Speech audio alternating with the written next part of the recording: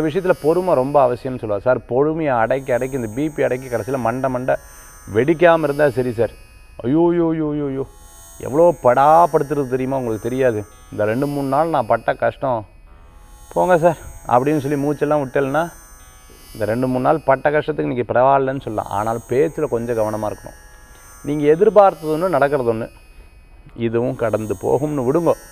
Rest எடுத்தது மிச்சம்னு கொஞ்சம் நேரம் ரெஸ்ட் எடுத்துக்கோங்க. நல்ல பலன்கள் கூடி வரக்கூடியது. சிறு பிரயாணம், தூர பிரயாணம், வெளியூர் பிரயாணம், இனிமேல் பிரயாணங்கள் உங்களுக்கு லாபத்தை தரக்கூடியதாக இருக்கும்.